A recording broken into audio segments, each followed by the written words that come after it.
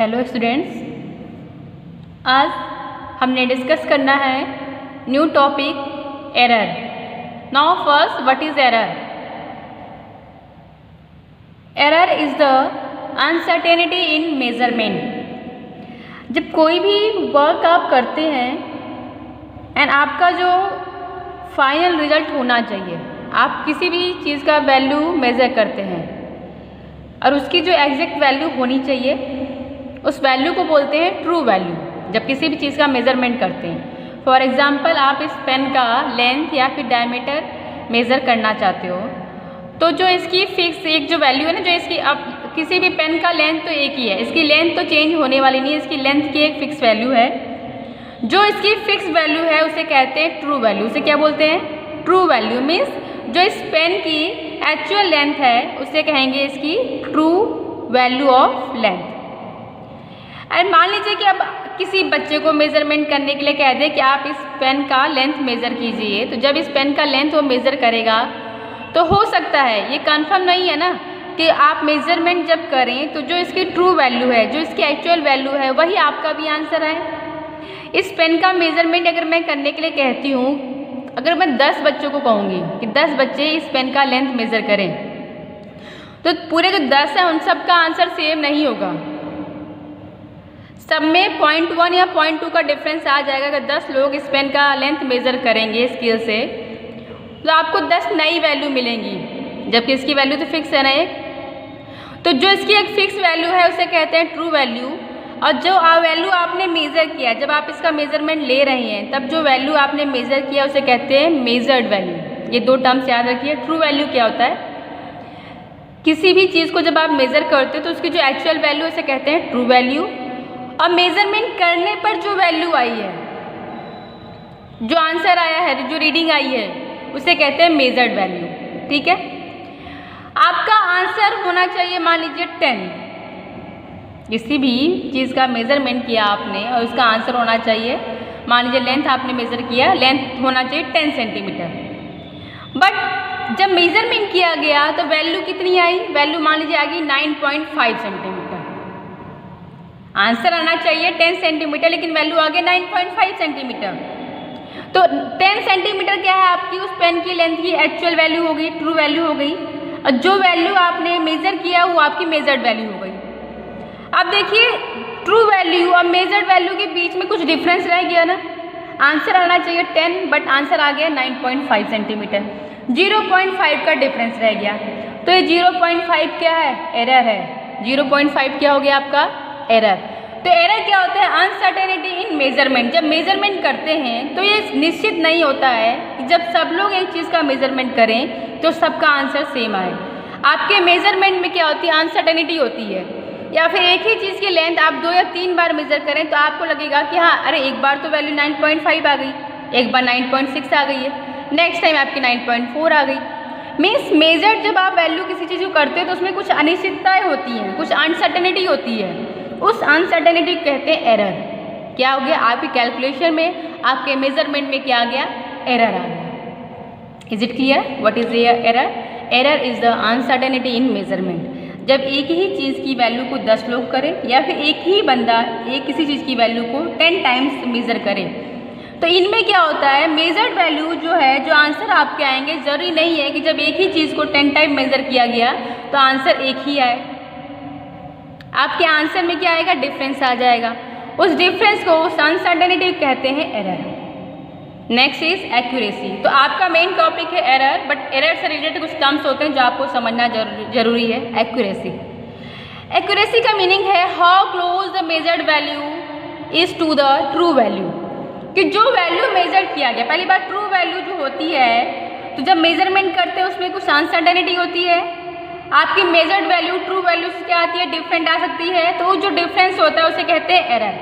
Measured value and true value के difference को क्या कहते हैं? एरर कहते हैं। एंड कि मेजर्ड वैल्यू ट्रू वैल्यू के कितनी क्लोज है उसकी कहते हैं उसे एक्यूरेसी। आपका मान लीजिए लेंथ का वैल्यू होना चाहिए 10 सेंटीमीटर, आंसर आया है 9.5 सेंटीमीटर। इसमें एरर कितना आ गया? 0.5 सेंटीमीटर का। अब देखिए एक्यूरेसी, देखिए एक्यूरेसी 9.5 एंड दूसरी मेजर्ड वैल्यू आई है मान लीजिए 9.7। तो किस वैल्यू की एक्यूरेसी ज़्यादा अच्छी है, 9.5 और 9.7? 9.7 ना। जो वैल्यू ट्रू वैल्यू की ज़्यादा करीब होगी, ज़्यादा पास होगी, में जिस मेजर्ड वैल्यू में एरर जितना कम होगा उसकी एक्यूरेसी उतनी ज़्यादा होगी। ठीक है। ट्रू वैल्यू मेजर्ड वैल्यू के डिफरेंस को कहते हैं एरर। एरर जितना ज़्यादा होगा उस वैल्यू की एक्यूरेसी उतनी कम होगी। And measured value true value में जितना कम एरर होगा, means measured value true value की जितना करीब होगी, जितनी क्लोज होगी, उसकी एक्यूरेसी उतनी ज़्यादा होगी। So that is called accuracy of measured value, कि मेजर्ड वैल्यू ट्रू वैल्यू के कितने क्लोज है वो उसकी एक्यूरेसी होगी। Next is precision. What is precision? Precision is the limit of measured value, कि जो आप वैल्यू मेजर कर रहे हो उसे क्या लिमिट हो सकती है। आप कोई लेंथ का मेजरमेंट करते हैं एक सिंपल स्केल से, जो आप लोग के पास स्केल आप लोग यूज़ करते हैं लेंथ को मेज़र करने के लिए, उसका लिमिट कितना होता है, उससे आप कितने डेसिमल तक वैल्यू को फाइंड कर सकते हैं? ओनली 0.1 सेंटीमीटर तक। आप जब स्केल से लेंथ को मेज़र करते हैं तो वैल्यू क्या आती है? 1 पॉइंट। देखिए इसकी एक्यूरेसी, ये आपका स्केल है, ठीक है। इससे आप कोई भी वैल्यू मेज़र करेंगे तो वो 0.1 डेसिमल तक आ सकता है। यहाँ पर 1 हो गया है, उसके नेक्स्ट स्टेप है 1.1 सेंटीमीटर, देन 1.2 सेंटीमीटर। तो इसका देखिए इसका एक्यूरेसी कितना है? 0.1 सेंटीमीटर तक है। ये जो भी वैल्यू इसकी लिखी जाएगी वो 5.1 या 5.6.1 डेसिमल प्लेस तक लिखी जाएगी। उससे ज़्यादा एक्यूरेट वैल्यू आप इस स्केल से मेजर कर सकते हैं? नहीं। यह अगर आपका ले 1 ईयर कैलिपर, 1 ईयर कैलिपर का लीस्ट काउंट कितना होता है? 0.01 सेंटीमीटर। मीन्स आप 1 ईयर कैलिपर के हेल्प से 2 डेसिमल प्लेस तक की वैल्यू को फाइंड कर सकते हैं। आप इसका सेम पेन है, इस पेन का डायमीटर अगर आप इस नॉर्मल स्केल से अगर फाइंड आउट करना चाहेंगे तो आपकी वैल्यू कितनी आएगी? मान लीजिए अभी यहाँ से करते हैं तो 0 हो गया है, तो 0.7 सेंटीमीटर मान लीजिए। कितना आ गया? 0.7 सेंटीमीटर। लेकिन क्या 0.7 सेंटीमीटर इसकी एग्जैक्ट वैल्यू है? अगर इसका सेम डायमीटर आप 1 ईयर कैलिपर की हेल्प से फाइंड आउट करेंगे तो इसकी वैल्यू आएगी 0.7, उसके आगे भी कुछ वैल्यू आएगी जरूर, 0.71 या फिर 0.72, 0.77, 0.78 कुछ भी हो सकता है जब आप इसको 1 ईयर कैलिपर की हेल्प से इसके डायमीटर को फाइंड करेंगे। तो मतलब इसकी एक्यूरेसी बढ़ गई ना। 1 ईयर कैलिपर की हेल्प से जब आपने इसका डायमीटर निकाला तो इसकी एक्यूरेसी बढ़ गई। तो प्रिसीजन क्या होता है कि किस लिमिट तक आप नॉर्मल स्केल की हेल्प से सिर्फ 0.1 डेसिमल तक वैल्यू को फाइंड कर सकते हैं। 1 ईयर कैलिपर की हेल्प से आप डेसिमल के 0.01 सेंटीमीटर तक की वैल्यू को फाइंड कर सकते हैं, वैल्यू को लिख सकते हैं। मीन्स 1 ईयर कैलिपर्स की एक्यूरेसी आपके नॉर्मल स्केल से ज़्यादा है। एंड यही अगर हम स्क्रू गॉज ले लें तो स्क्रू गॉज के केस में क्या होता है? स्क्रू गॉज का लीस्ट काउंट होता है 0.001 सेंटीमीटर। मीन्स आप सेम इसका डायमीटर अगर आप स्क्रू गॉज की हेल्प से फाइंड आउट करेंगे तो इसकी वैल्यू और ज़्यादा एक्यूरेट आएगी। क्यों? क्योंकि अब इसकी मेजर्ड वैल्यू की लिमिट बढ़ गई है, ये डेसिमल के 3 पॉइंट तक की वैल्यू को फाइंड कर सकता है। तो what is precision? Precision is the limit of measured value, कि जो भी वैल्यू आप मेजर कर रहे हैं, जिस भी इंस्ट्रूमेंट से कर रहे हैं, उसकी क्या लिमिट है, किस लिमिट तक की वैल्यू को आप फाइंड आउट कर सकते हैं, मेजरमेंट कर सकते हैं, दैट इज कॉल्ड प्रेसिजन। ठीक है। एक्यूरेसी का मीनिंग ये है कि कितने क्लोज है आपकी मेजर्ड वैल्यू ट्रू वैल्यू के, एंड प्रेसिजन का मतलब है किस लिमिट तक की वैल्यू आप मेजर कर सकते हो, किस लिमिट तक आप वैल्यू जो मेजर किया उसको लिख सकते हो। ओके। तो एरर हो गया। एरर आपका मेजर्ड वैल्यू ट्रू वैल्यू में जो अनसर्टेनिटी है, जो डिफरेंस आ गया, वो आपका एरर होता है कि आपकी मेजर्ड वैल्यू जो है वो ट्रू वैल्यू के एकदम कंफर्म, ये नहीं कि जो ट्रू वैल्यू वही आंसर आए। मेजर्ड वैल्यू आपकी डिफरेंट आती है एक ही वैल्यू के लिए, वैल्यू तो उसकी एक है लेकिन मेजर करने के जो तरीका होता है, जो मेथड्स होते हैं, उससे वैल्यूज़ में डिफरेंस आता है। तो जो ये अनसर्टेनिटी होती है मेजरमेंट में, that is called error. And and आपकी जो मेजर्ड वैल्यू है वो ट्रू वैल्यू के कितने करीब है, कितने एक्यूरेट है वो value, that is called accuracy. And जो मेजर्ड वैल्यू, जो वैल्यू आप मेजर कर रहे हो उसको किस लिमिट तक आप मेजर कर सकते हो, दैट इज कॉल्ड प्रेसिजन। ठीक है, next is systematic error. What is systematic error, क्या होता है? अगर आप मेजरमेंट कर रहे हो उसमें एरर आ रहा है, मीन्स आपका जो मेजर्ड वैल्यू है वो ट्रू वैल्यू में डिफरेंस आ रहा है, मेजर्ड वैल्यू ट्रू वैल्यू में डिफरेंस है तभी एरर है। अगर आपका मेजर्ड वैल्यू ट्रू वैल्यू के इक्वल हो गया मीन्स आपका एरर कितना हो गया, 0 हो गया। आपका जो करेक्ट आंसर होना चाहिए सीधा आपने वही आंसर निकाल दिया है, तो एरर क्या हो गया, आपका 0 हो गया। तो एरर, अगर आपका एरर है और किसी वन डायरेक्शन में है, इधर पॉजिटिव और नेगेटिव, कि आपका जो एरर आ रहा है वो किसी एक सिस्टमेटिक वे में है, सिस्टमेटिक डायरेक्शन में है, या तो वो पॉजिटिव डायरेक्शन में आ रहा है या फिर वो नेगेटिव डायरेक्शन में आ रहा है। जब आपका एरर वन डायमेंशनल होता है, वन डायरेक्शन में होता है, that is called systematic error. Now what are the sources of error? Okay, is it clear? Systematic error, error आपका वन डायरेक्शन में होता है, अदर पॉजिटिव और नेगेटिव डायरेक्शन में, उसको बोलते हैं systematic error. Next is sources of error. Sources of systematic error, कि आपका एरर आता है किसी भी मेजर्ड वैल्यू अगर ट्रू वैल्यू के इक्वल नहीं आ रही है, एरर आ रहा है तो उसकी वजह क्या होती है? फर्स्ट इज इंस्ट्रूमेंटल एरर, कि जो इस इंस्ट्रूमेंट से, जिस एपरेटस से आप मेज़र कर रहे हैं, मेज़रमेंट कर रहे हैं, हो सकता है कि उसमें कोई दिक्कत हो, वो शायद उसका नट कोई लूज़ हो, वो ठीक से वर्क नहीं कर रहा है, या फिर उसमें रजिस्टेंस ज़्यादा हो। तो एक वजह होती है कि आपकी मेजर्ड वैल्यू ट्रू वैल्यू के इक्वल नहीं आ रही है। अगर आपका इंस्ट्रूमेंट ख़राब होगा तो आपकी वैल्यू में एरर तो आएगा ही आएगा।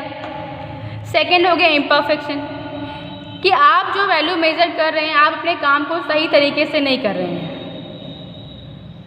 आपको अभी उस इंस्ट्रूमेंट को हैंडल करना नहीं आता है, इम्परफेक्शन है आपके काम में, तो that is a cause of systematic error. तो उससे भी आपका मेजर्ड वैल्यू ट्रू वैल्यू के इक्वल नहीं आती है और आपका क्या हो गया, एरर हो गया।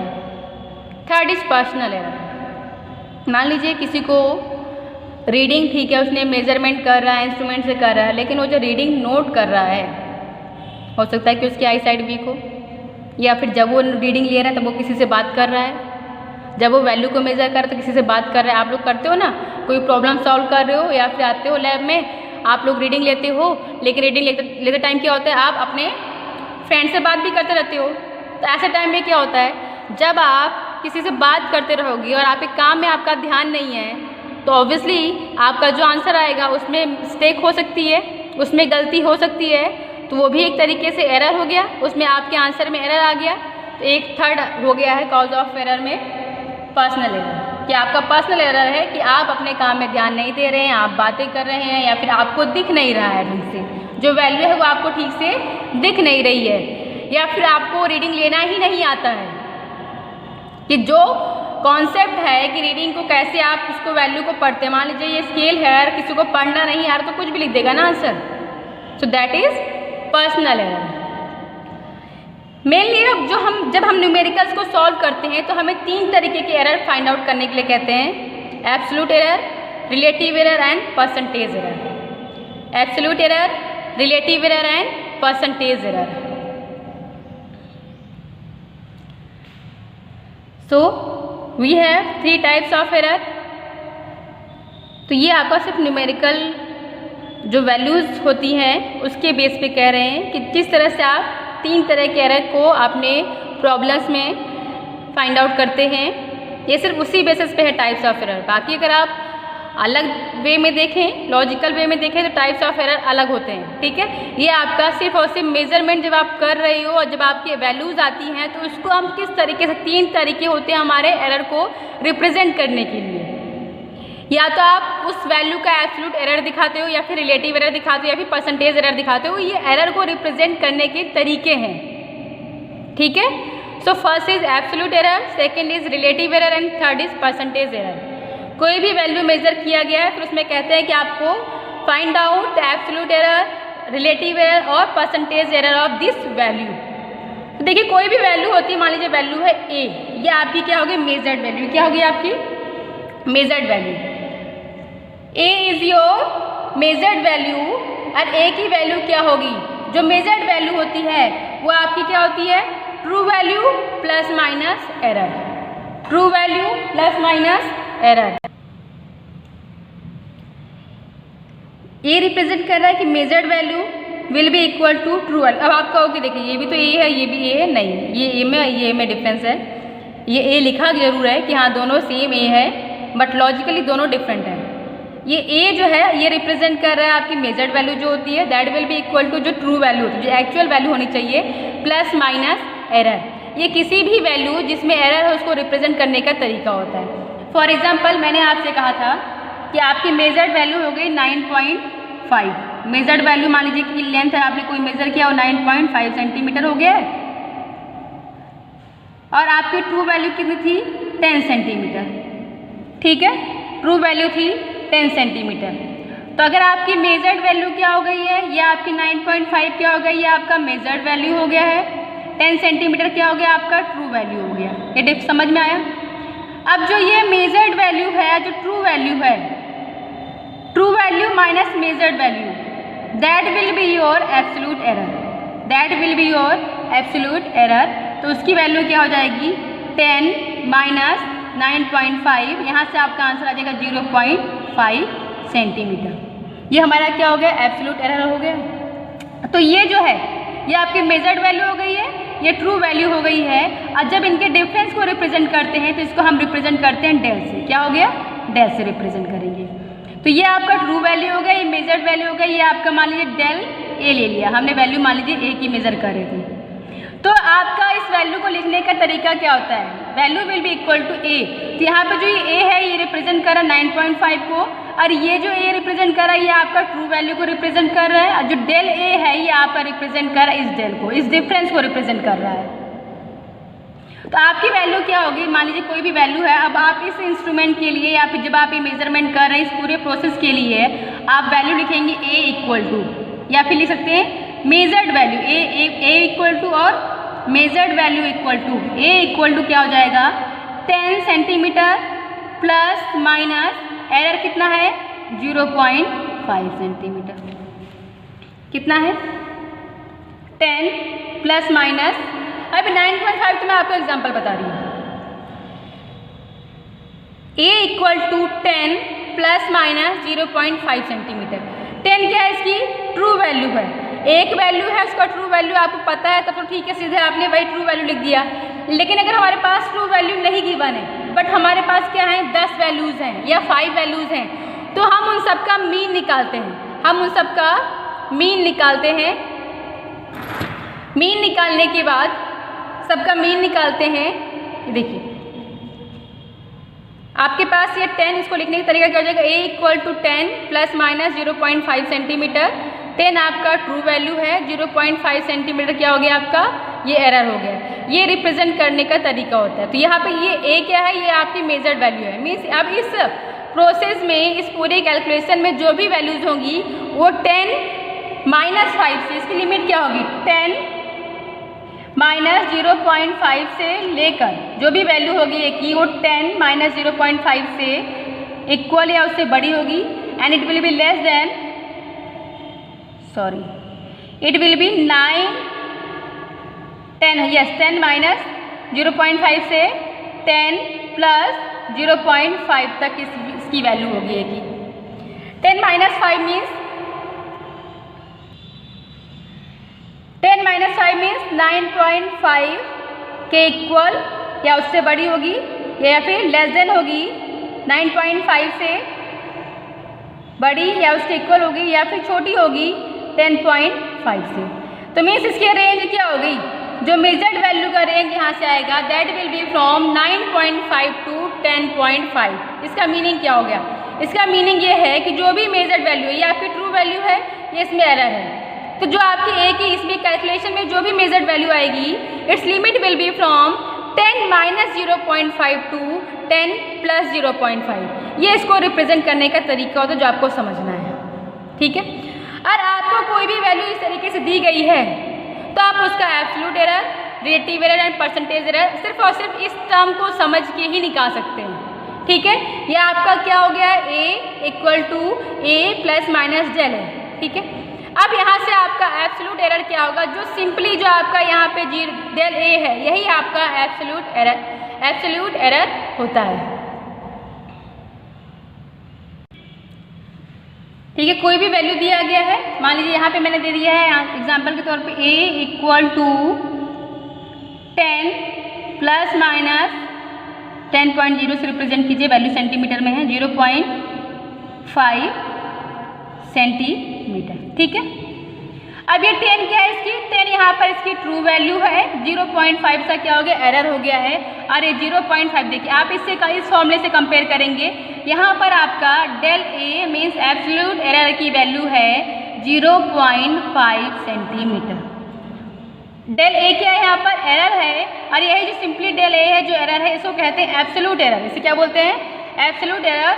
और आप ये ध्यान रखिए एब्सोल्यूट एरर को हमेशा पॉजिटिव में ही लिखते हैं। अगर आपका डिफरेंस दो वैल्यूज़ का नेगेटिव आ रहा है बट फिर भी जब आप एब्सोल्यूट एरर को करते हैं तो उसको आप मॉड निकालते हैं और वो वैल्यू आप पॉजिटिव में लेते हैं। सिर्फ आपको ये डिफरेंस को रिप्रेजेंट करता है जो कि आप पॉजिटिव में ही हमेशा लेते हैं।